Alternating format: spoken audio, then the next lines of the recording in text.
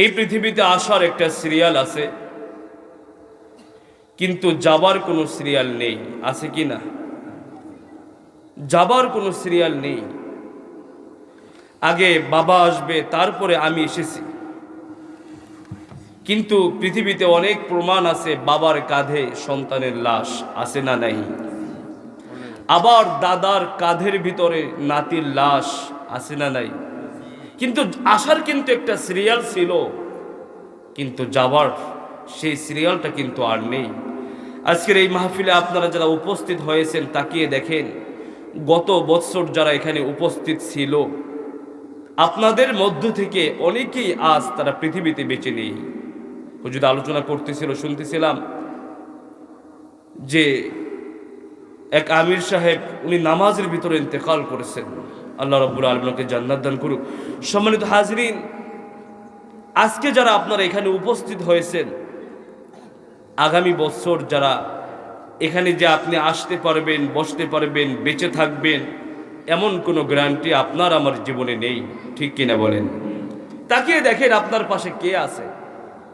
হতে পারে, আল্লাহ না করুক, হতে পারে আগামী বছর এই জায়গাটা থাকবে, এমন একটা মাহফিল কিয়ামত পর্যন্ত হবে, এমন মাদ্রাসা কিয়ামত পর্যন্ত জারি থাকবে।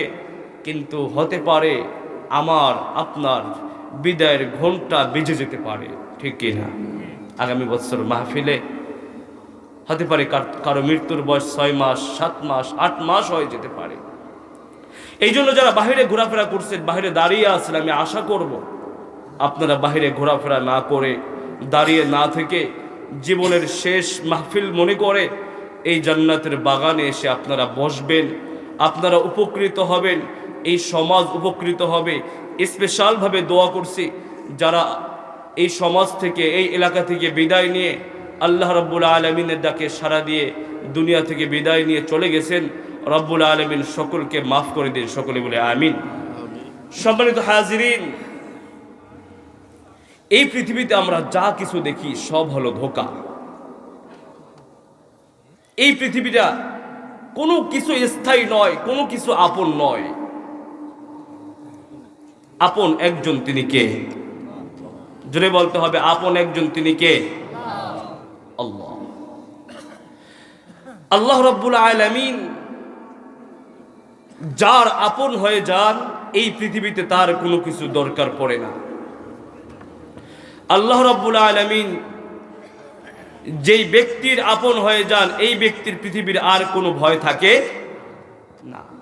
তাকে যদি আপনি ফাঁসির রশিতে ঝুলান, ফাঁসির রশিতে যাওয়ার পূর্বে সে নামাজ পড়ে রব্বে কারিমকে থ্যাঙ্কস জানাবে যে আল্লাহ, আমি তোমার জন্য জীবনটা দিয়ে দিচ্ছি। সুবহানাল্লাহ বলবেন না? আল্লাহ রাব্বুল আলামিনের বন্ধু যারা হয়ে যায়, এই পৃথিবীতে চলতে তাদের আর কোনো ভয় থাকে না। জেলের ভয় থাকে না, নির্যাতনের ভয় থাকে না, অনাহারে থাকার ভয় থাকে না, সন্তান হারানোর ভয় থাকে না, মাকে সন্তান হারা করার ভয় থাকে না, সন্তানকে ইয়েতিম করার ভয় থাকে না। তার শুইতে, ঘুমাইতে, উঠতে, বসতে সর্বদা রব্বুল আলামিন তাকে সাহায্য করেন। সুবহানাল্লাহ বলেন। এই জন্য বলতে হবে আমাদের উচ্চ স্বরে, আমাদের আপন কে? কেউ যেটা পারে না সেটা পারেন কে? জোরে বলেন, কেউ যেটা পারে না সেটা পারেন কে? কেউ যেটা শুনে না সেটা শুনেন কে? কেউ যেটা বুঝেন না সেটা বুঝেন কে? অনেক সময় মনে করি আমার কথা আল্লাহ শুনতেছে না, আমি এত কষ্টে আছি, এটা কি আল্লাহ বুঝতেছেন না? আল্লাহ রাব্বুল আলামিন বলেন, বান্দারা একটু সবর করো, একটু সবর করো, আমি আল্লাহ রাব্বুল আলামিন ছাড়া তোমার কষ্ট কেউ বুঝবে না, আর আমি আল্লাহই তো তোমার কষ্টকে লাঘব করে দিব। সুবহানাল্লাহ বলেন। এই জন্য পৃথিবীর কোনো জিনিসের পাগল হওয়া যাবে না, কেবলমাত্র শুধুমাত্র আল্লাহর পাগল হতে হবে। আর আল্লাহর পাগল হতে হলে রাসূলকে ভালোবাসতে হবে, আর রাসূলকে ভালোবাসতে হলে এমন হাফিজি মাদ্রাসার দরকার আছে না নাই? জোরে বলতে হবে, দরকার আছে না নাই? যেই এলাকায় একটা মাদ্রাসা প্রতিষ্ঠিত হয়, আপনারা জানেন কি জানি না আমি, ওই এলাকার ভিতরে আল্লাহ রাব্বুল আলামিনের রহমত অনবরত নাযিল হতে থাকে। সুবহানাল্লাহ। একটা তলবে এলেম যখন রাস্তা দিয়ে হেঁটে যায়, হাফিজে কোরআন কোরআন পড়তেছে, রাস্তা দিয়ে হেঁটে যাচ্ছে, আমি আপনি দেখতেছি না, ওই রাস্তার আশেপাশে যতগুলো মুর্দা শুয়ে আছে সমস্ত মুর্দাগুলোকে আল্লাহ রাব্বুল আলামিন মাফ করে দেয়। শুধু তাই নয়, একজন তলেব যখন হেঁটে যায়, আমাদের পায়ে থাকে জুতা, কিন্তু তলবে এলেমের পায়ে আর জুতা থাকে না, ওই তলবে এলেমের পায়ে থাকে, পায়ের নিচে থাকে ফেরেশতাদের পকড়গুলো। সুবহানাল্লাহ বলবেন না? আমরা রাতের বেলা ঘুমিয়ে থাকি, কিন্তু হেফজখানার দিকে তাকিয়ে দেখেন, রাত যখন গভীর হয়ে যায়, হেফজখানার শিক্ষক উনি ছাত্রদেরকে জাগিয়ে দেন, জাগিয়ে দেওয়ার পরে সবাই ঘুম থেকে উঠে ছোট্ট ছোট্ট বাচ্চারা কোরআন তেলাওয়াত করে রাত 3টার সময়, 3:30টার সময়, যখন আমার আপনার ঘুম একেবারে চেপে ধরে, এই মুহূর্তে এলাকার যে মাদ্রাসা আছে ওই মাদ্রাসার তলেবরা তারা কোরআন তেলাওয়াত করে। এই কারণেই তো রব্বে কারীম আমাদের রিজিকের ব্যবস্থা করেন। সুবহানাল্লাহ বলেন। আমরা যে অপকর্ম করি, আমরা যে গুনাহ করি, আসমান থেকে রিজিকের দরজা বন্ধ হয়ে যাওয়ার কথা ছিল, কিন্তু আল্লাহ রাব্বুল আলামিন বন্ধ করেন না। এমন কিছু মাদ্রাসার কারণে, এমন কিছু মাদ্রাসার তলেবদের কারণে, আর এমন কিছু মাদ্রাসা যারা সহযোগিতা করে এদের কারণে। সুবহানাল্লাহ বলেন। সারা পৃথিবীতে করোনায় খেলা দেখিয়ে দিছে, সারা পৃথিবীটাকে নিস্তব্ধ করে দিছে, কিন্তু তাকিয়ে দেখেন বাংলাদেশের দিকে, বাংলাদেশের মাদ্রাসাগুলোতে কোরআন তেলাওয়াত হয়, ময়দানে কোরআনের তাফসির হয়। এই কারণে আল্লাহ রাব্বুল আলামিন হয়তোবা এই বাংলাদেশের উপরে রহমত করেছেন। কথা বলেন ঠিক কিনা? তা না হলে যেভাবে মানুষ মারা যাওয়া শুরু করেছিল, এমন ধারাবাহিকতা থাকলে হয়তোবা আমার মৃত্যুর বয়স, আপনার মৃত্যুর বয়স ইতিমধ্যে 1 বছর 2 বছর হয়ে যেত, ঠিক কিনা? কিন্তু যাদের কারণে আমরা বেঁচে আছি, আজ তাদেরকে জেলখানার ভিতরে বন্দী করে রাখা হয়, ঠিক কিনা? যাদের কারণে দেশ টিকে আছে এদেরকে রিমান্ডে দেওয়া হয়, ঠিক কিনা? যাদের কারণে পুরা জাতি টিকে আছে এদেরকে জঙ্গি বানিয়ে নাটক সাজানো হয়, ঠিক কিনা? এই সিলেটের ভূমি শাহজালালের ভূমি, এই সিলেটের ভূমি গৌর গোবিন্দকে ধ্বংস করে ইসলাম প্রতিষ্ঠিত করার জমিন। কথা বলেন ঠিক কিনা? এই জমিনের মানুষগুলো এমনি এমনি করে তোমাদেরকে ছেড়ে দিবে না। যারা কোরআনের বিরুদ্ধে কথা বলো, যারা কোরআনের বিরুদ্ধে তোমরা ষড়যন্ত্র করো, যারা কোরআন পন্থীদেরকে, যারা একামতে দ্বীনের কর্মীদেরকে রিমান্ডে দাও, ফাঁসিতে দাও, যারা তোমরা একামতে দ্বীনের কর্মীদেরকে মিথ্যা মামলা দিয়ে জঙ্গি বানাও, সময়ের ব্যবধানে ইনশাআল্লাহ আল্লাহ রাব্বুল আলামিন তোমাদের বিচার করবেন, ঠিক কিনা? সময় আসবে, সেটা আজ নয়তো কাল, কারণ সময় একভাবে চলে না। কখনো কখনো ফিরাউনের রাজত্ব ছিল, আল্লাহ রাব্বুল আলামিন ফিরাউনকে ধ্বংস করে দিয়ে ওই জমিনে মুসা রাজত্ব করে দিয়েছেন, ঠিক কিনা? সারা পৃথিবী শাসন করেছিল নমরুদ। নমরুদ নিজে খোদাই দাবি করেছিল, এমনকি পয়গম্বর ইব্রাহিমকে মারার চক্রান্ত করেছিল, আগুনে ফেলে দিয়েছিল। আল্লাহ রাব্বুল আলামিন নমরুদকে ধ্বংস করে দিয়েছে, ওই জায়গায় ইব্রাহিমকে সম্মানিত করেছেন, ঠিক কিনা? আবু জাহেল্লা খুব নির্যাতন করেছিল বিশ্বনবী মুহাম্মদুর রাসূলুল্লাহ সাল্লাল্লাহু আলাইহি ওয়াসাল্লামকে, একটা রাত ভালোভাবে ঘুমাতে দেয়। বিশ্বনবী একটা রাত ভালোভাবে ঘুমাতে পারে না। রাত্রিবেলা বাড়িতে আসছে আম্মা জান খাদিজাতুল কুবরা রাদিয়াল্লাহু তাআলা আনহা, উনি রাসূল করিম সাল্লাল্লাহু আলাইহি ওয়াসাল্লামের জন্য দরজাটা যখনই খুলে দিতেন, দেখেন বিশ্বনবীর কোথাও কোথাও মাথায় আঘাত, হাতে আঘাত, পায়ে আঘাত। আম্মা জান খাদিজাতুল কুবরা রাদিয়াল্লাহু তাআলা আনহা ডাক দিয়ে বললেন, ইয়া রাসূলুল্লাহ, আজকে হয়তোবা ওদের রাজত্ব, কিন্তু ইনশাআল্লাহ সময়ের ব্যবধানে আল্লাহ রাব্বুল আলামিন আপনাকে এই জমিনের রাজত্ব দিবেন। ঠিক হয়েছে তাই।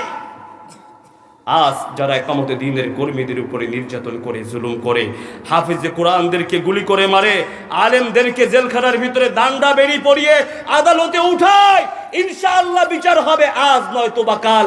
এই জমিনে ইনশাআল্লাহ কোরআনের রাজ কায়েম হবে। কথা বলেন ঠিক কিনা? কোরআনের রাজ হোক, চাই কি চাই না? চাই কি চাই না? কোরআনের রাজ যদি কায়েম হয়ে যায়, ওই দেশে কি আর চুরি হবে? বলেন, ওই দেশে কি আর চুরি হবে?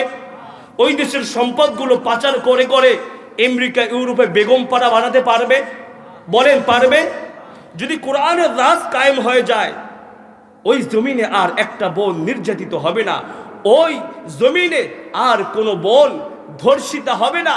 কারণ যেই সমাজে কোরআন প্রতিষ্ঠিত থাকে ওই সমাজকে আলোকিত করে দেন কে? জোরে বলতে হবে, আলোকিত করে দেন কে? তাহলে কোরআনের রাজ তো আমরা চাই। আমরা চাই সুখে শান্তিতে থাকতে।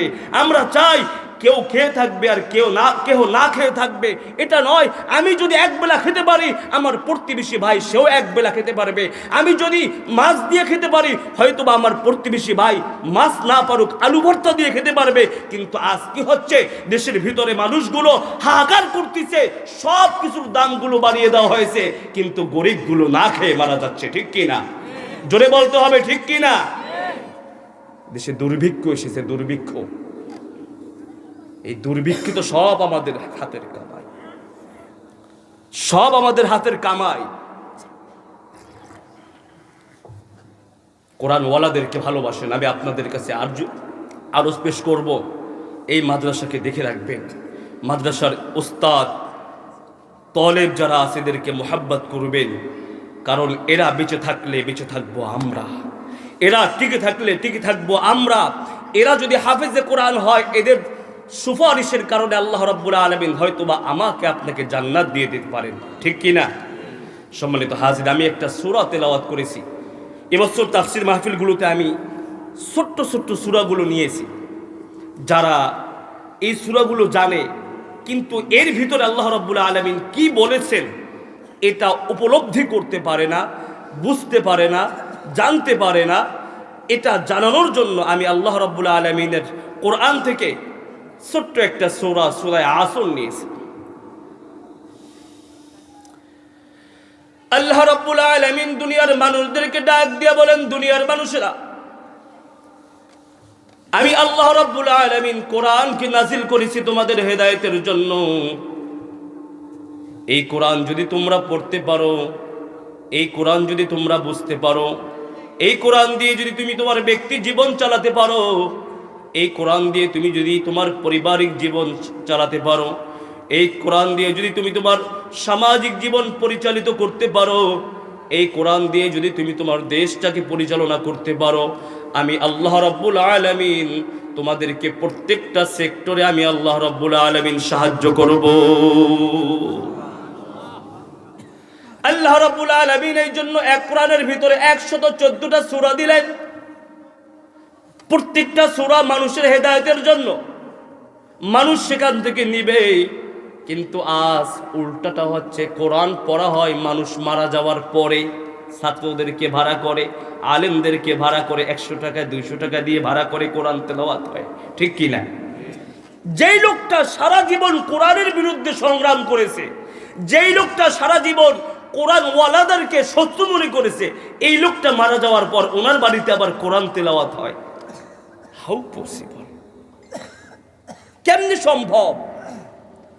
তোমরা তো আবার ফেরেশতাদেরকে মনে করিয়ে দিচ্ছ যে এই লোকটা দুনিয়াতে থাকা অবস্থায় কোরআনের বিরুদ্ধে চক্রান্ত করেছে, তাফসীর মাহফিলগুলো বন্ধ করার পায়তারা করেছে। আছে না নাই? জোরে বলেন, আছে না নাই? কিন্তু ওনার বাড়িতে আবার কোরআন তেলাওয়াত করা হয় ওনাকে জান্নাতে পাঠানোর জন্য।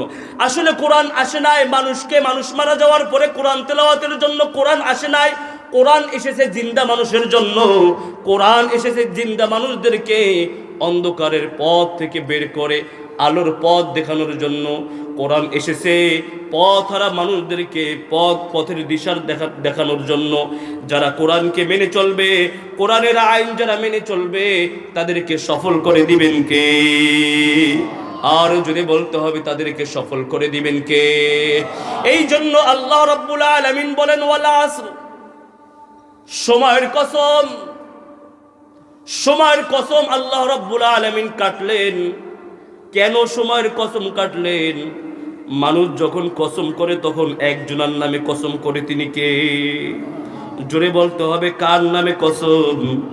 কিন্তু আজ দুনিয়ার মানুষগুলো কসম করে, মসজিদের কসম, কাবার কসম, মায়ের কসম, বাবার কসম, বোনের কসম, অমুকের কসম, তমুকের কসম, আছে না নাই?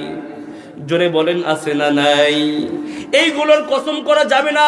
পৃথিবীর মানুষ যারা হবে তারা একজনের নামে শপথ করবে, কসম করবে, তিনি হলেন আল্লাহ। আল্লাহ ছাড়া আর কারো নামে শপথ করা যাবে? জোরে বলতে হবে, আল্লাহ ছাড়া আর কারো নামে শপথ করা যাবে না।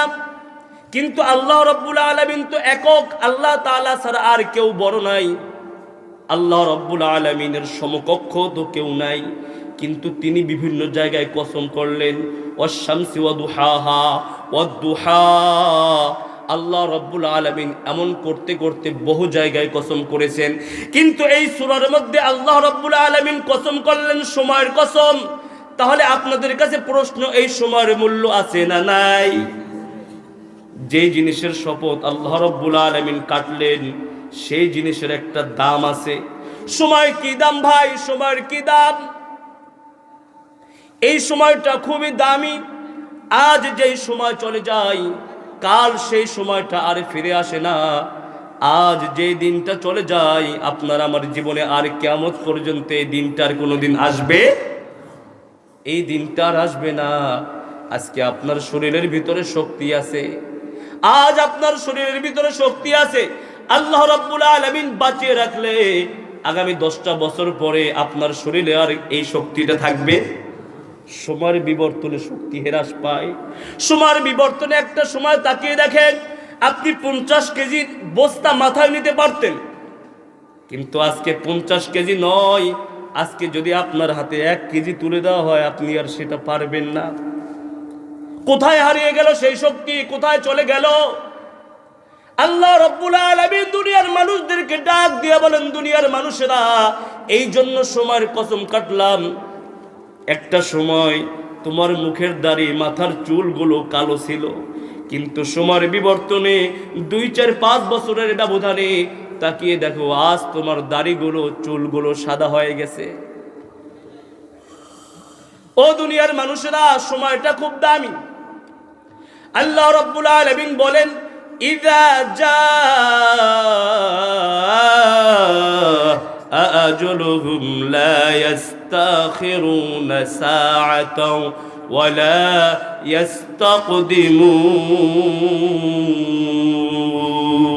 ইস্তাকদিমুন। আল্লাহ রাব্বুল আলামিন বলেন, দুনিয়ার মানুষেরা, তোমরা চলতিছো নিজের গন্তব্যের দিকে, মনে করতেছো তুমি আরো 20 বছর বাঁচবা, তুমি মনে করতেছো আরো 50 বছর পৃথিবীতে বেঁচে থাকবা। কিন্তু না না না না, আমি আল্লাহ রাব্বুল আলামিন তোমাদেরকে জানিয়ে দিলাম, যে সময়ের অবমূল্যায়ন করো তোমরা, যে সময়ের কদর তোমরা করো না, একটা সময় এই একটা সেকেন্ড বেঁচে থাকার জন্য মানুষগুলো কোটি কোটি টাকা ব্যয় করবে, ঠিক কি না? আপনি আইসিইউর মধ্যে চলে যান সিলেটে, তাকিয়ে দেখেন একটা দিন, একটা ঘন্টা বাঁচিয়ে রাখার জন্য হসপিটাল কর্তৃপক্ষ কয়েক লক্ষ টাকা বিল করে, আছে না নেই? তাকিয়ে দেখেন বার্ন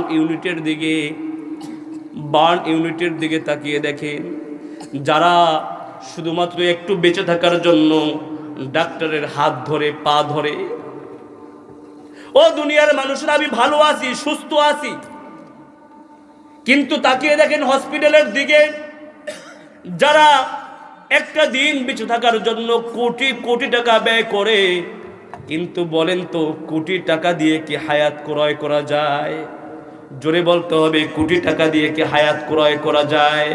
আল্লাহ রাব্বুল আলামিন বলেন, তুমি গরিব থাকো, তুমি ধনী থাকো, তুমি ফকির থাকো, তুমি বাদশা থাকো, তুমি আলেম থাকো, তুমি বেআলেম থাকো, তুমি যে থাকো না কেন, মনে রাখবা একটা বিষয়, মনে রাখবা, ইযা জাআ আজালুহুম লা ইস্তাখিরুনা সাআতাও ওয়া লা ইস্তাকদিমুন।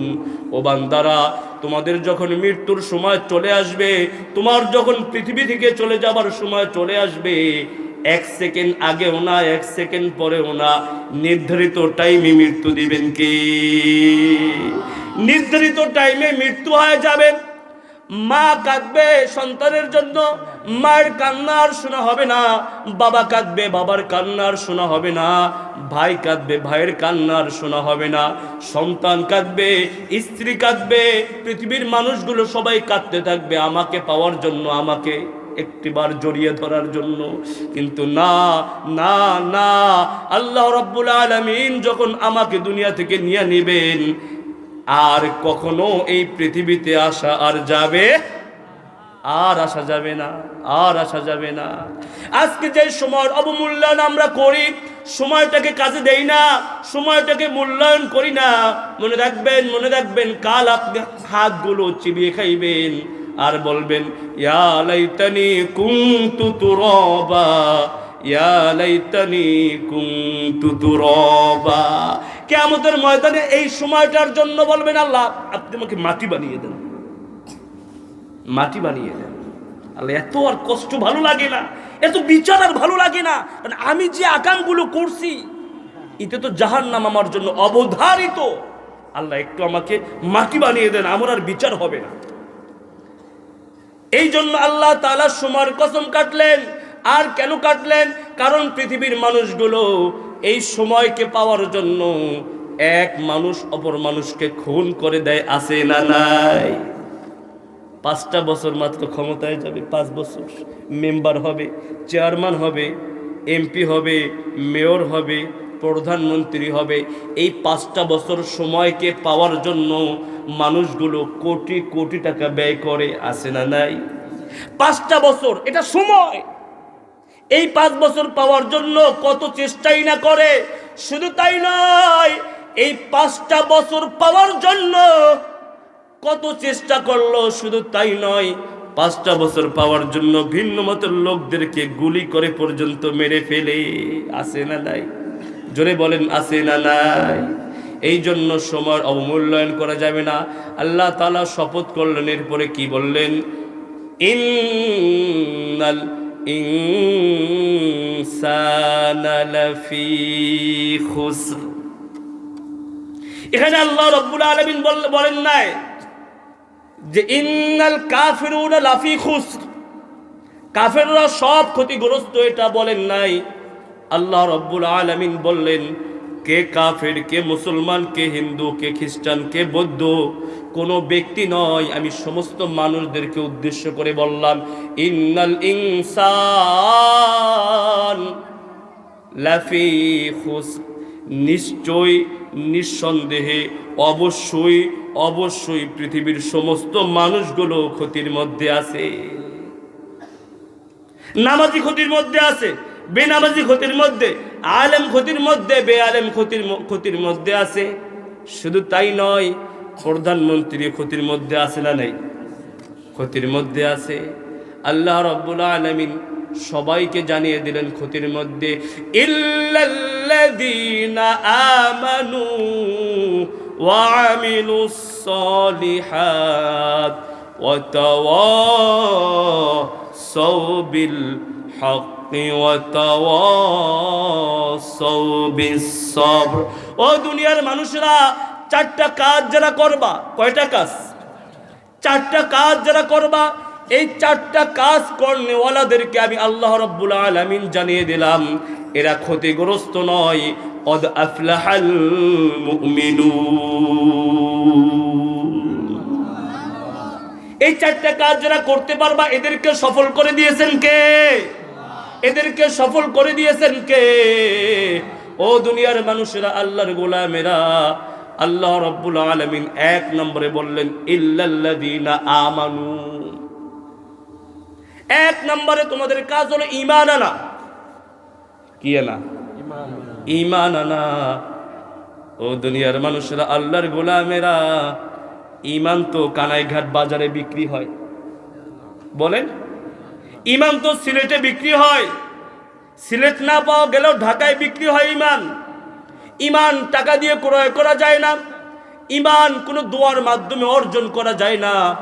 ঈমান এটা নিজের জীবনে নিজে নিজে আদায় করতে হয়, এটা আদায় করে নিতে হয়। ও দুনিয়ার মানুষরা, ঈমান মুখে থাকে না, ঈমান থাকে বুকে। কোথায়? এই বুকে। অনেকেই বলে হুজুর যাই বলি না কেন আমার ঈমান ঠিক আছে, এমন লোক আছে না নাই? আছে না নাই?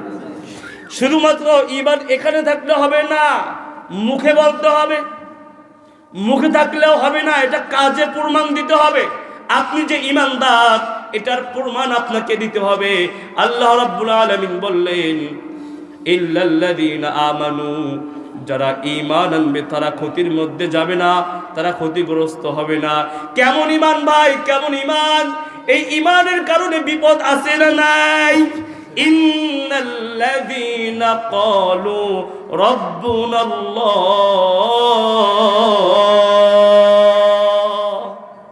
যারা বলবে কেবলমাত্র আমাদের রব হলো একজন, তিনি কে? যারা বলবে আমাদের রব হলো, আমাদের ইলাহ হলো কেবলমাত্র শুধুমাত্র একমাত্র আমাদের রব হলো আল্লাহ। আমাদের রব কে? জোরে বলতে হবে, আমাদের রব কে? যারা বলবে আমাদের রব হলো আল্লাহ, সুম্মাস্তাকামু, শুধুমাত্র এটা বললেই চলবে না, এই রবের উপর ঈমান আনার পর অটল থাকতে হবে, অটল মজবুত থাকতে হবে। ঈমান আনলাম, একটু বিপদ আসলো, ঈমানের পথ থেকে হটে গেলাম, এটা ঈমান নয়, এটা হলো বাটপাড়ি। আছে না নাই? কেমন ঈমান? একজন সাহাবীর কথা আপনাদেরকে বলি, হযরত খুবাইব রাদিয়াল্লাহু তাআলা আনহু, বিশ্বনবী সাল্লাল্লাহু আলাইহি ওয়াসাল্লামের জলিলুল কদর সাহাবী।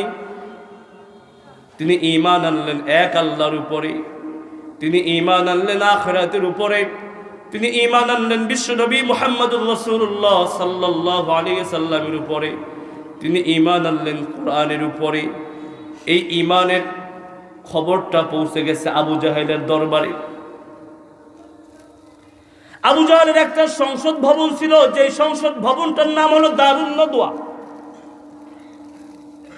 সবাই আলোচনা করতেছে দারুন নদওয়াতে বসে বসে। এলাকায় একটা ভালো ছেলে ছিল, মোটামুটি ভালো বংশের, খুবাইব। ওই খুবাইব নাকি আমাদের ধর্ম ত্যাগ করে ইসলাম গ্রহণ করেছে। ডাকা হলো খুবাইবকে, খুবাইব তুমি কি আল্লাহর উপরে ঈমান এনেছো? তুমি কি আমাদের ধর্মকে ত্যাগ করে ফেলেছো? খুবাইব রাদিয়াল্লাহু তাআলা আনহু ডাক দিয়ে বললেন, ও আবু জাহেল, ও উকবা, ও মুগীরা, ও আবু লাহাব, আমি তো আল্লাহর উপর ঈমান এনেছি। কোন আল্লাহ? যে আল্লাহ আমাকে বানাইছেন, যে আল্লাহ তোমাকে বানাইছেন, যে আল্লাহ আসমান বানাইছেন, যে আল্লাহ জমিন বানাইছেন, অর্থাৎ সব কিছুর মালিক যিনি, সেই আল্লাহর উপরে আমি ঈমান এনে ফেলেছি। আবু জাহেল ডাক দিয়ে বলল, খুবাইব তুমি ঈমান ত্যাগ করে দাও।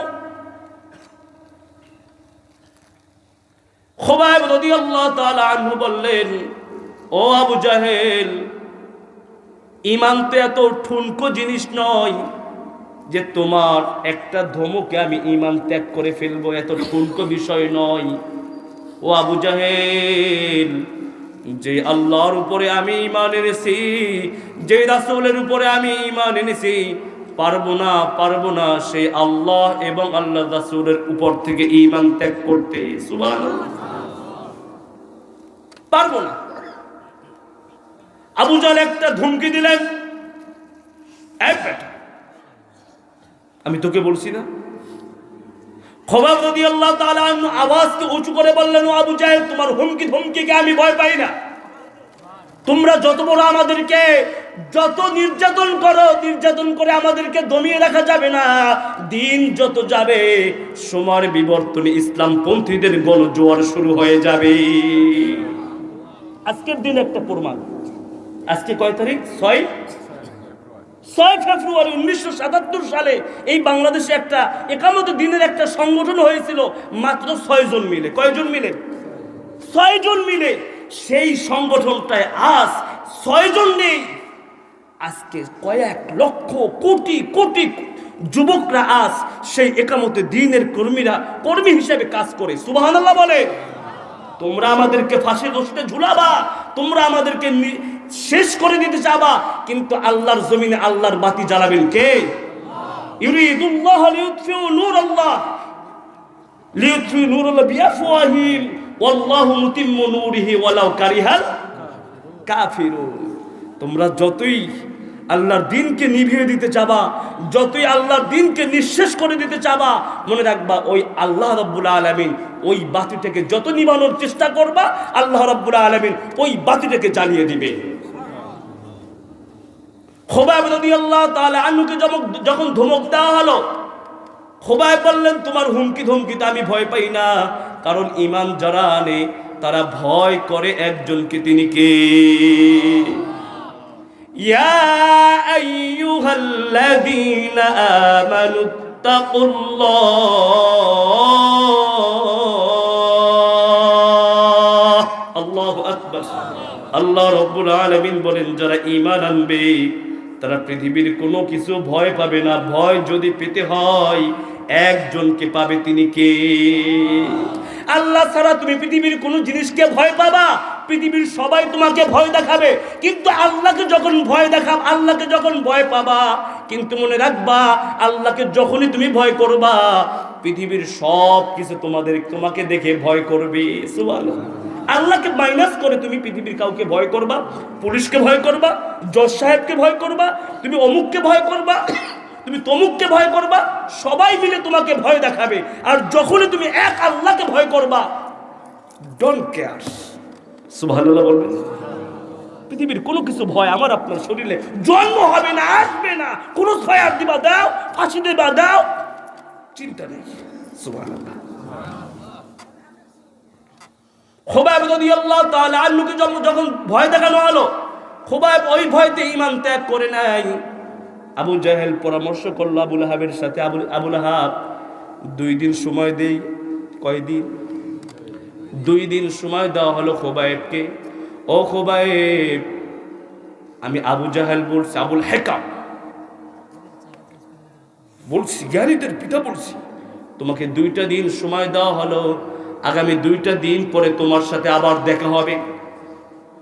খুবাইব রাদিয়াল্লাহু তাআলা আনহু ডাক দিয়ে বললেন, ও আবু জাহেল, 2 দিন পরে রেজাল্ট দেওয়ার প্রয়োজন নাই, আমি আমার রেজাল্ট এই মুহূর্তেই বলে গেলাম, যে আল্লাহর উপরে ঈমান এনেছি, আমাকে মেরে ফেললেও ওই আল্লাহর উপর থেকে ঈমান ত্যাগ করতে পারবো না। যাও, 2 দিন সময়। 2 দিন পরে আবার ডাক দেওয়া হলো, ও খুবাইব, কি সিদ্ধান্ত নিলা? বাড়িতে বসে কি সিদ্ধান্ত নিলা? খুবাইব রাদিয়াল্লাহু তাআলা আনহু বললেন, ও আবু জাহেল, আমার সিদ্ধান্ত আগেই জানিয়ে দিয়েছি। আমি এক আল্লাহর উপরে ঈমান এনেছি, রাসূলের উপরে ঈমান এনেছি, রাসূলের উপরে ঈমান এনেছি, আমি আমার ঈমান ত্যাগ করতে পারবো না। আবু জাহেল বললে, তাড়াতাড়ি গ্রেফতার কর খুবাইবকে। খুবাইব রাদিয়াল্লাহু তাআলা আনহুকে গ্রেফতার করা হলো। গ্রেফতার করলে মায়ের আছে না নাই? গ্রেফতার করলে রিমান্ড আছে না নাই? খুবাইব রাদিয়াল্লাহু তাআলা আনহুকে যখনই গ্রেফতার করলো, তখন থেকে পাস হয়ে গেল খুবাইবকে রিমান্ডে দিবে। রিমান্ডে খুবাইবকে পিটানো শুরু করলো, পিটানো, শরীরের মাথা থেকে পা পর্যন্ত সব জায়গায় পিটায় আর বলে, ঈমান ত্যাগ কর, ঈমান ত্যাগ করে ফেল। খুবাইব রাদিয়াল্লাহু তাআলা আনহু বললেন, তোমরা আমাকে মারো, আর যত মারো, আমার কোনো আফসোস নাই, তবু আমি আমার ঈমানটাকে ত্যাগ করতে পারবো না।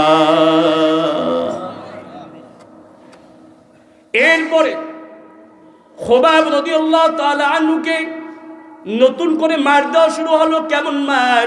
খুবাইব রাদিয়াল্লাহু তাআলা আনহুর শরীরে কাঁটা দিয়ে এবার মার দিচ্ছে, কাঁটা দিয়ে। কত সহ্য করতে পারে মানুষ? কত? খুবাইবকে মারা হচ্ছে, মারতে মারতে শরীরের একটা জায়গা ছিল না যেই জায়গায় সুই রাখা যায়, এমন কোনো ফাঁকা জায়গা ছিল না। শরীরের মাথা থেকে পা পর্যন্ত কেমন যেন সব জায়গা জালি বানিয়ে ফেলছে, জালি ঝাঁঝরা করে ফেলছে। আজও আমাদের ভাইদেরকে গ্রেফতার করে এমন মার দেওয়া হয় যেইগুলো দেখলে শরীরের এমন কোনো জায়গা নাই যেই জায়গায় মায়ের দাগ নাই, ঠিক কিনা? আবু জাহেল নাই, কিন্তু আবু জাহেলের বংশধররা আজও এই জমিনে আছে না নাই? আছে না নাই? এবার খুবাইব রাদিয়াল্লাহু তাআলা আনহু অজ্ঞান হয়ে মাটিতে পড়ে গেলেন। যখনই পড়ে গেলেন ওনাকে আবার সুস্থ করা হলো, জ্ঞান ফিরানো হলো। ও খুবাইব, মার তো কম খাইলি না, একটু ঈমানটা ত্যাগ করে ফেল, আর মারবো না। খুবাইব রাদিয়াল্লাহু তাআলা আনহু ডাক দিয়ে বললেন, আমাকে মারতে মারতে মেরে ফেলো, তবু আবু জাহেল আমাকে এই কথা বলিও না। এবার আবু জাহেল বলল, ও খুবাইব, ঈমান তো ত্যাগ করবার নাই, তাহলে বলো তোমার জীবনের শেষ আশাটা কি, শেষ ইচ্ছাটা কি? খুবাইব রাদিয়াল্লাহু তাআলা আনহু ডাক দিয়ে বললেন, আমার জীবনের শেষ ইচ্ছা হলো 2 রাকাত নামাজ পড়তে সুযোগ দাও। কয় রাকাত নামাজ? 2 রাকাত নামাজ পড়ার সুযোগ একটু আমাকে দাও। খুবাইব রাদিয়াল্লাহু তাআলা আনহুকে 2 রাকাত নামাজ পড়ার সুযোগ দেওয়া হলো। খুবাইব রাদিয়াল্লাহু তাআলা আনহু এত মার খাওয়ার পরে 2 রাকাত নামাজ খুব তাড়াতাড়ি শেষ করে ফেললেন। আবু জাহেল ডাক দিয়ে বলে, ও খুবাইব, আমি তো মুহাম্মদকে দেখেছি নামাজে যখন দাঁড়াই, রাত যত গভীর হয় মুহাম্মাদের নামাজ তত গভীর হয়, কিন্তু তুমি তাড়াতাড়ি নামাজটা কেন পড়লা? একটু জানতে চাই তোমার কাছে শেষ সময়। খুবাইব রাদিয়াল্লাহু তাআলা আনহু বললেন, ও আবু জাহেল, আমি তাড়াতাড়ি নামাজটা পড়েছি এই জন্য তোমরা যাতে করে বুঝতে না পারো আমি মৃত্যুকে ভয় পেয়ে নামাজকে দীর্ঘায়িত করেছি। সুবহানাল্লাহ, তো আস্তে করে সুবহানাল্লাহ বলে। তোমরা যাতে করে বুঝতে না পারো, তোমরা যাতে করে বুঝতে না পারো আমার সন্তানকে জঙ্গি বানিয়ে জেলখানার ভিতরে বন্দী করে ফেলেছো, আমি ভয় পাই নাই, আমি আমার কর্মীর মায়ের জানাজার নামাজ পড়ানোর জন্য চলে গিয়েছি। সুবহানাল্লাহ। খুবাইব রাদিয়াল্লাহু তাআলা আনহু নামাজ শেষ করলেন। এবার তিনি বলতেছেন, ও আবু জাহেল, তাকিয়ে দেখো আমার চোখের পানিগুলো পড়তেছে, কান্না করো কেন? ও আবু জাহেল, আমি কান্না করি এই জন্য আল্লাহ রাব্বুল আলামিন আমাকে একটা জীবন দিয়েছে, আর একটা জীবনকে আমি আল্লাহ রাব্বুল আলামিনের রাস্তায় দিয়ে দিচ্ছি। আল্লাহ রাব্বুল আলামিন যদি আমাকে বারবার জীবন দিত, আর আমি বারবারই আমার জীবনটাকে আমি আল্লাহ রাস্তায় দিয়ে দিতাম। ঈমানের কারণে ভয়, বিপদ, বালা, মুসিবত অনেক আসবে, এটাও আল্লাহ রাব্বুল আলামিন বলতেছেন, ওয়ালা নাবলুওয়ান্নাকুম বিশাইইম মিনাল খাউফি ওয়াল জু'i ওয়া নাকসিম মিনাল আমওয়ালি ওয়াল আনফুসি ওয়াস সামারাত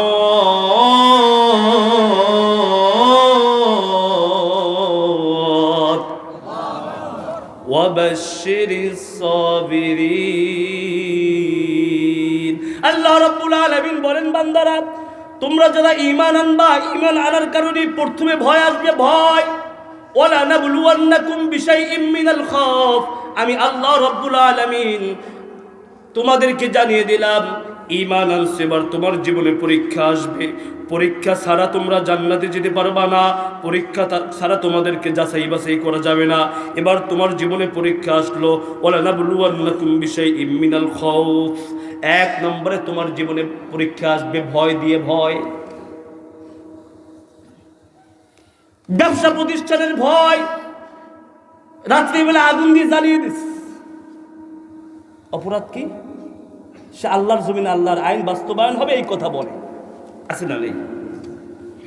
রাত্রিবেলা বাড়িতে ঘুমাতে পারে না, ঘুমাতে গেলে রাত্রিবেলা বাড়িতে পুলিশ রেড দেয়, রেড, আছে না নেই?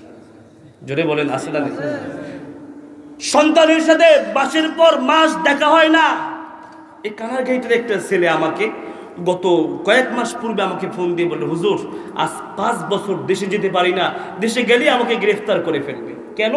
আমি একামতে দিনের কাজ করি। এদের কথা শুনলে আমার কলিজা ফেটে যায়। আল্লাহ তাআলা বলেন ওয়ালা নাবলুওয়ান্নাকুম বিশাইইম মিনাল খাউফ, ঈমান আনলেই তোমাদেরকে ছেড়ে দেওয়া হবে না। তোমার জীবনে পরীক্ষা আসবে। এক নম্বরে পরীক্ষা হলো তোমার ভয় থাকবে চতুর্মুখী, কখন আমাকে গ্রেফতার করে ফেলে, কখন আমাকে রিমান্ডে দেয়। কিন্তু ঈমানদার ওই ভয়কে জয় করে ইকামত দিনের কাজ করবে, ঠিক কি না? ঈমানদার ভয়কে জয় করে, ঈমানদার ভয়কে জয় করে সংগ্রাম আন্দোলন করবে, দুর্বার গতিতে চলবে, ঈমানদার সামনে এগিয়ে যাবে। ঈমানদার কখনো পিছনে তাকাবে না, কারণ ঈমানদারের পিছনে তাকানোর কোনো সময় নেই। এরপরে আল্লাহ রাব্বুল আলামিন বলেন ওয়াল জু,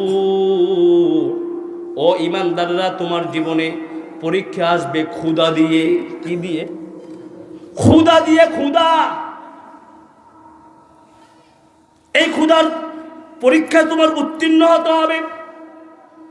বিশ্বনবী সাল্লাল্লাহু আলাইহি সাল্লাম এবং তার সাহাবায়ে কেরামগণ মিলে পরীক্ষা খনন করতেছেন। খন্দক, খন্দক যেটাকে আমরা খন্দক যুদ্ধ বলে চিনি, আজও সেই খন্দকের জায়গা আছে না নাই?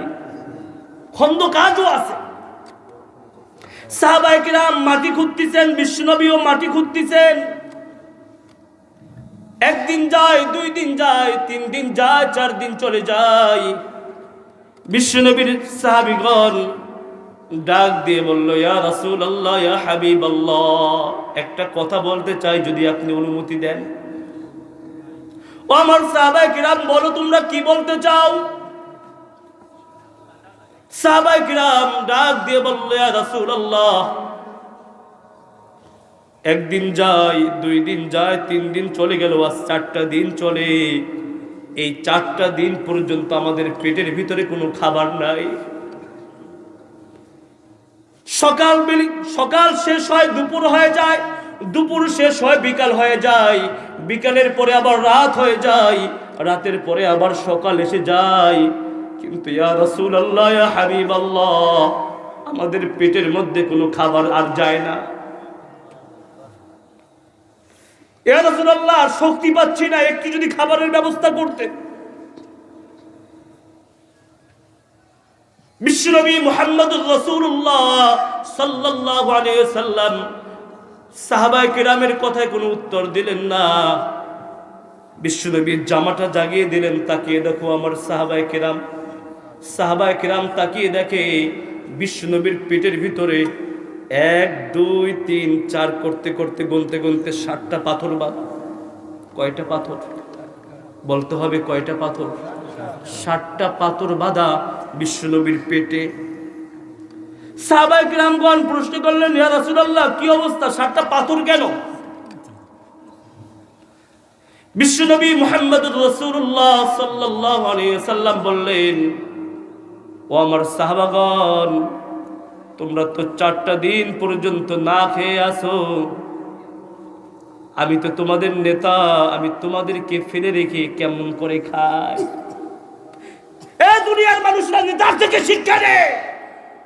আজকে তোমাদের নেতা যারা, তোমরা না খেয়ে থাকো, আর তোমাদের নেতাগুলো বিশাল বিশাল খাবারের আয়োজন করে রাত্রিবেলা ডিজে পার্টিতে যায়, আছে না নাই? কিন্তু আমাদের নেতা বিশ্বনবী মুহাম্মদুর রাসূলুল্লাহ সাল্লাল্লাহু আলাইহি ওয়াসাল্লাম, আমাদের নেতা, তার চরিত্রটা কেমন ছিল? কর্মীদেরকে বলতেছে, তোমরা না খেয়ে আসো, তোমাদেরকে ফেলে দিয়ে কেমন করে খাই? তোমরা তো খাবার খাও না 4 দিন, কিন্তু আমি মুহাম্মদ 7টা দিন হয়ে গেল আমি খাবার খাই না। খুব ক্ষুধা লাগে, খুব কষ্ট লাগে, এই জন্য একটা পাথর বেঁধে পেটের ভিতরে রাখি, পাথর পেটের উপরে রেখে গামছা দিয়ে বেঁধে ফেলি, যাতে করে পাথরের চাপ পেটে লাগে আর ক্ষুধার কষ্টটা আর না আসে। সুবহানাল্লাহ বলে। এমন করতে করতে 7টা পাথর আমার পেটের ভিতরে বেঁধেছি। সাহাবায়ে কিরাম সবাই ডাক দিয়ে বলল, ইয়া রাসূলুল্লাহ, ইয়া হাবিবাল্লাহ, আপনার কাছে আর খাবার চাবো না, আমাদের আর খাবারের প্রয়োজন নাই। ইয়া রাসূলুল্লাহ, খাবারের প্রয়োজন নাই, আপনি শুধু আমাদের সামনে বসে থাকেন, আমাদের সামনে যখন বসে থাকবেন আমরা মাটি নিয়ে যাব, যেতে যেতে আমাদের কষ্ট লাগবে, ক্ষুধা লাগবে, কিন্তু ওখান থেকে যখনই এসে আপনাকে দেখব, দেখার সঙ্গে সঙ্গে আমাদের পেট ভরে যাবে। লাগবে না খাবার, তবুও কাফেরদের বিরুদ্ধে রুখবো, কাফেরদের বিরুদ্ধে দাঁড়াবো, খাবারের প্রয়োজন নেই। সুবহানাল্লাহ বলেন। আমরা না খেয়ে থেকে সংগ্রাম করার লোক। আমাদের নেতার দিকে তাকিয়ে দেখেন, আমাদের নেতার চরিত্রটা দিনের বেলাও যেমন রাতের বেলাও তেমন। আমাদের নেতার চরিত্র খুলকুহুল কোরআন, কোরআন যেমন আমাদের নেতার চরিত্রটাও তেমন। সুবহানাল্লাহ বলবেন না? এই জন্য আমাদের নেতা মানতে হবে কাকে বলেন? বিশ্বনবী মুহাম্মদকে কেবলমাত্র আমাদের নেতা মানতে হবে। তাকে বাদ দিয়ে পৃথিবীর যাকে আপনি নেতা মনে করবেন, ওই নেতার ভিতরে ভেজাল আছে না নাই? আছে না নাই? ওই নেতা দিনের বেলা মিষ্টি মিষ্টি কথা বলে, ভোট নেওয়ার সময় কত চমৎকার কথা বলে, ভোট নেওয়া শেষ এবার ধনের পরিবর্তে বাস দেয়। আছে না নাই? ওই নেতা টাকা ইনকাম করে করে দেশের টাকা লুণ্ঠন করতে করতে আমেরিকা ইউরোপে বাড়ি বানায়, ঠিক কিনা? কিন্তু তার কর্মীদের পেটে খাবার নাই। আর আমাদের নেতা কর্মীরা 4 দিন না খাওয়া, আর নেতা 7 দিন না খাওয়া। আল্লাহু আকবার বলেন। এই জন্য ঈমান আনতে গেলে আপনার জীবনে বিপদ আসবে, বালা মুসিবত আসবে, তবুও ঈমানের পথ থেকে সরে যাওয়া যাবে না। 2 নম্বরে আল্লাহ রাব্বুল আলামিন বলেন ওয়ামিলুস সলিহাত। 2 নম্বরে তোমাদের কাজ হলো নেক আমল করা। কি করা? 2 নম্বরে তোমাদের কাজ হলো নেক আমল করা। এই নেক আমল তোমরা যত ছোট হোক না কেন এটাকে ছেড়ে দিবা না। নেক আমল যত ছোট হোক না কেন ওটা ছেড়ে দিবা না, কারণ কিয়ামতের ময়দান যখন কায়েম হয়ে যাবে, ওই একটা নেকি পাওয়ার জন্য মানুষগুলো হা হুতাশ করতে থাকবে, কেউ নেকি দিবে না, ঠিক কিনা? কেউ নেকি দিবে না। আপনি মনে করেন শুধু নামাজের নাম নেক আমল, আপনি মনে করেন রোজার নাম নেক আমল, আপনি মনে করেন যাকাতের নাম নেক আমল, আপনি মনে করেন 6 লক্ষ টাকা দিয়ে হজে যাচ্ছেন, এটা নেক আমল না। শুধুমাত্র এটার নাম নেক আমল নয়। আপনি যেই ব্যক্তি, এই ব্যক্তি মসজিদে গিয়ে নামাজ পড়বেন ছোট্ট একটা জায়গায়, এটা যেমন করে নেক আমল। এই ছোট্ট ঘর থেকে বের হয়ে এই বিশাল পৃথিবী নামক মসজিদে এসে প্রত্যেকটা কাজ রবের বিধান মতন যদি আপনি চলতে পারেন, এটার নাম হলো নেক আমল। সুবহানাল্লাহ বলেন। আপনি ভাত খাবেন, ভাতের খাবার যেমন নিয়ম আছে এভাবে চলবেন, এভাবে খাবেন। আপনি পানি খাচ্ছেন, পানির ভিতরে নেক আমল আছে। আপনি ঘুমাচ্ছেন, ঘুমের ভিতরে নেক আমল আছে। স্ত্রীর সাথে থাকতেছেন, স্ত্রীর সাথে থাকার ভিতরে নেক আমল আছে। এই জন্য শুধুমাত্র নামাজ, রোজা, হজ, যাকাতের ভিতরে আমাদের নেকিগুলো সীমাবদ্ধ রেখে ফেলেছি। দাড়ি রেখেছি মনে করতেছি আমি নেক আমল, কিন্তু না, এইগুলো রাখার পরে বাকি যে কাজগুলো আছে এটাকে যদি আপনি ছেড়ে দেন, আল্লাহর আদালতে ধরা খাওয়া লাগতে পারে। কথা বলেন ঠিক কিনা? ও দুনিয়ার মানুষরা, আল্লাহর গোলামেরা, আজকে আমরা নেক আমলগুলো ছেড়ে দিচ্ছি, কিন্তু নেক আমল কতটা দামি, কতটা গুরুত্বপূর্ণ একটু আপনাদেরকে বলতে চাচ্ছি, একটু শুনুন। কিয়ামতের ময়দান যখন কায়েম হয়ে যাবে, পৃথিবীর মানুষগুলো সবাই যার যার ইয়ানফসি করতে থাকবে, যার যার ইয়ানফসি করতে থাকবে।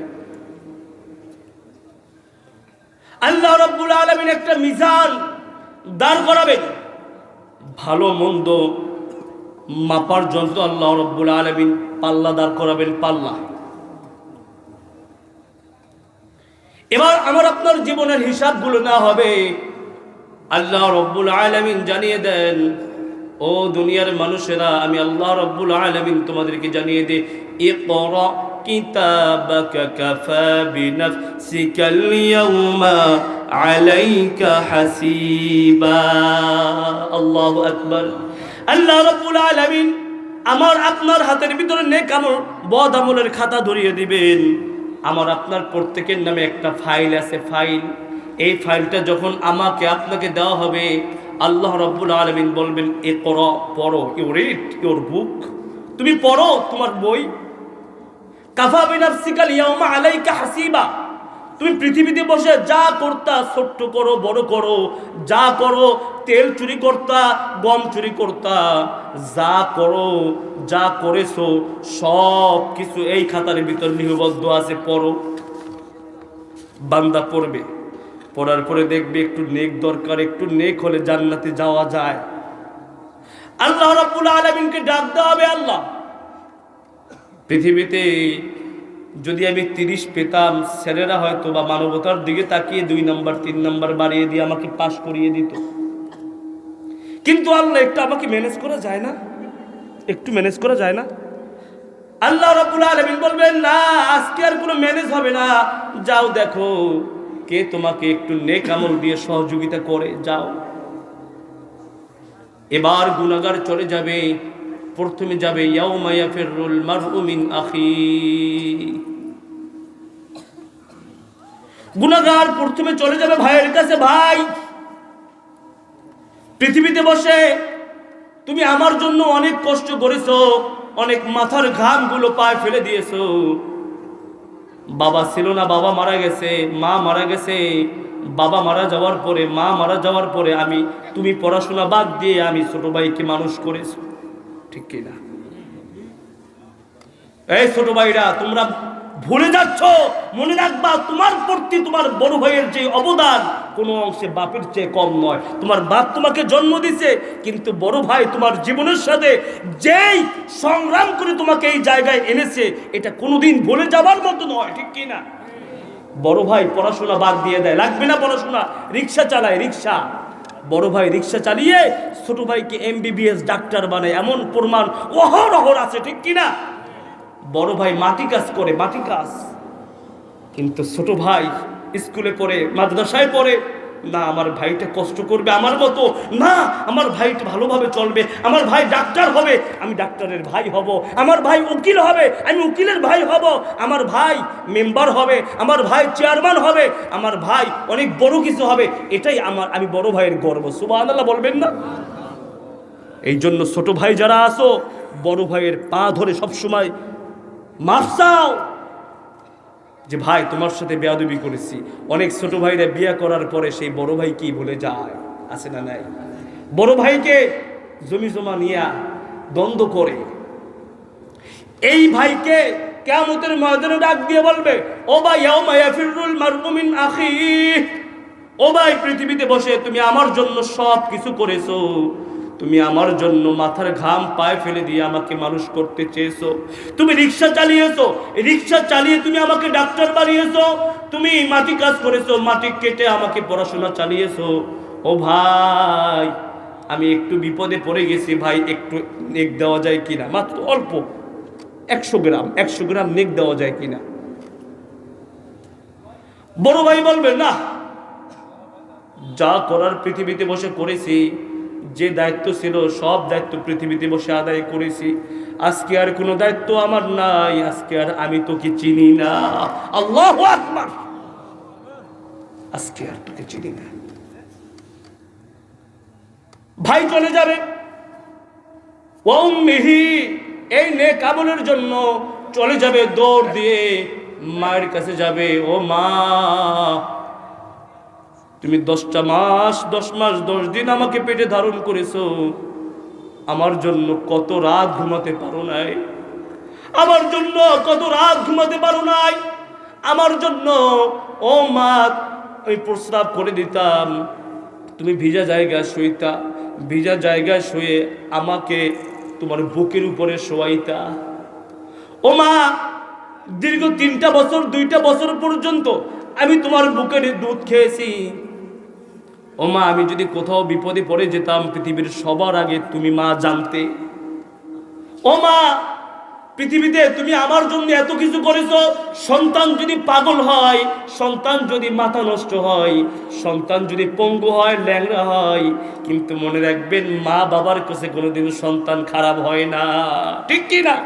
সবার কাছে আপনি খারাপ হবেন, কিন্তু আল্লাহর কসম পৃথিবীতে কোনোদিন আপনি আপনার মায়ের কাছে, বাবার কাছে কোনোদিন আপনি খারাপ হবেন না। আপনার শত বিপদে, শত বালা মুসিবতে আপনার মা আপনার জন্য কাঁদবে, আপনার বাবা আপনার জন্য নামাজে পড়ে নামাজ পড়ে আপনার জন্য দোয়া করবে। কথা বলেন ঠিক কি না? এই বাবাকে একদল বদমাইশগুলো, বেয়াদবগুলো ঘর থেকে বের করে দেয়, আছে না নাই? এই বাবাকে, এই মাকে খাবার দেয় না, এই মাকে বাবাকে পরিচয় দেয় না। মনে রাখবেন, আল্লাহর পরে যার স্থান তিনি হলেন বিশ্বনবী মুহাম্মদুর রাসূলুল্লাহ। আর সেই নবী বলেছেন, যদি সন্তানকে কাউকে আল্লাহর পরে কাউকে সিজদা করার আদেশ করা হতো, আল্লাহ রাব্বুল আলামিন সন্তানকে তার মা বাবার পায়ে সিজদা করার আদেশ করত। আমার সম্মানিত বাবা আপনাদের পিছনে আছে, আমি দেখেছি আমার জীবন থেকে বলতেছি, কত কষ্ট আমার বাবা করেছে আমার জন্য, আমাকে মানুষ করার জন্য। এই জায়গায় বসেছি আজকে আপনাদের সামনে, এটা আল্লাহর দয়া আর তাদের দোয়া। আপনি যেই জায়গায় এসেছেন, আপনার মা যদি ছোটবেলায় ফেলে দিত, আজকে ডাস্টবিনের ময়লা কুড়িয়ে খেতেন।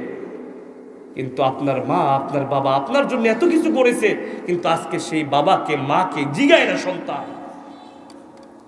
এবার বলবে, ও মায়া ও উম্মিহি, ও মা, তুমি আমার জন্য পৃথিবীতে বসে এত কিছু করেছো, এত সংগ্রাম করেছো, এত কষ্ট করেছো, মা একটু নেক দাও, একটু নেক দাও। তুমি যদি 100 গ্রাম নেক দাও, ও মা আমি জান্নাতে যেতে চাই, আমি জান্নাতে যেতে পারবো। পৃথিবীতে বসে তুমি না খেয়ে আমাকে খাওয়াইছো। কলিজা কলিজা কলিজা আমি আমার জীবনে কোনোদিন দেখি না, আমার মাকে বাবাকে কোনোদিন দেখি না কলিজা খেতে, কারণ কলিজা আমি পছন্দ করি। এই জন্য মা বাবা আমার লাগবে না, ওকে দে। ও মা, আমার পছন্দের জিনিস তুমি আমার জন্য বানাইছো, আমার জন্য সব কিছু করেছো, ও মা একটু নেক দাও, নেক যদি দাও আমি জান্নাতে চলে যেতে পারবো।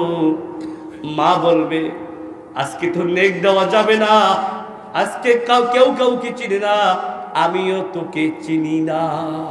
আল্লাহু আকবার বলে ও আমি এবার চলে যাবে গুনাহগার বাবার কাছে। বাবার কাছে গিয়ে বলবে, বাবা মাথার ঘাম পায়ে ফেলে দিয়ে আমার জন্য কত কষ্ট করেছো। বৃষ্টি নাই, রোদ নাই, শীত নাই, বর্ষা নাই, সব মৌসুমে বাবা তোমাকে দেখেছি কাজ করতে। সকালবেলা সবার আগে তুমি উঠে নামাজ পড়ে মাঠে চলে যেতা, মাঠে গিয়ে কষ্ট করে শুধুমাত্র আমাদের জন্য কষ্ট করেছো। বাবা আমার চাকরি পাওয়ার জন্য তুমি কত কষ্ট করেছো, জমি বিক্রি করে আমার চাকরি পাইয়ে দিয়েছো। বাবা তার জমি বিক্রি করে সন্তানকে চাকরি দেয়, আর সন্তান যখন চাকরি পেয়ে বিবাহ করে, ওই বাবাকে আর জিজ্ঞাসা করে না। আছে না নেই? আছে না নাই? আপনাদের এলাকায় নাই, কিন্তু আমাদের ঢাকায় আছে। চাকরি পাইছে বাবার জমি বিক্রি করার টাকা দিয়ে, ব্যবসা করে বাবার প্রথম পুঁজি, বাবার জমি বিক্রি করার টাকা। ওই সন্তান যখন শিল্পপতি হয়ে যায়, ওই বাবার দিকে আর তাকায় না, বাবার স্থান বৃদ্ধাশ্রম হয়ে যায়। আছে না নেই? বৃদ্ধাশ্রম হয়ে যায়। ইসলামী শাসন যদি থাকতো, কোরআন যদি আমাদের সংবিধান থাকতো, সর্বপ্রথম বৃদ্ধাশ্রমগুলো ভেঙে দেওয়া হবে। কথা বলে ঠিক কিনা? সন্তানদেরকে আইন করা হবে, তোমার মাকে তোমার বাবাকে খাওয়াতে হবে, ভরণ পোষণ দিতে হবে। খবরদার খবরদার, ওয়ালা তানহারহুমা ওয়াকুল্লাহুমা কওলান কারীমা, তাদের সাথে ভালো আচরণ করবা, এটা কোরআন শিক্ষা দিত। কিন্তু আমাদের দেশে তো সেই আইন নাই। সম্মানিত হাজিরিন, এবার বাবাও বলবে, না আমি তোমাকে নেক দিতে পারবো না।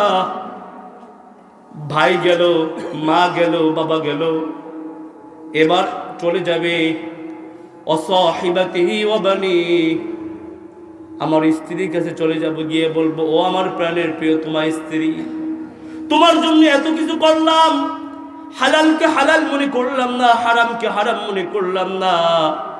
ওই স্ত্রী, তোর জন্য এত কষ্ট করলাম, তুই একটু আমাকে নেক দে।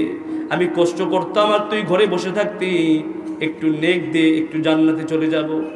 স্ত্রী ডাক দিয়ে বলবে, তোমার দায়িত্ব ছিল আমাকে খাওয়ানো, আজকে আর আমি তোমাকে চিনি না। লিকুল্লি ইমরিইম মিনহুম ইয়াওমাইযিন শানুন ইউগনি, প্রত্যেকেই পালিয়ে যাবে, সবাই ভেগে যাবে, কেউ আপনাকে একটা নেক দিয়ে সহযোগিতা করবে না।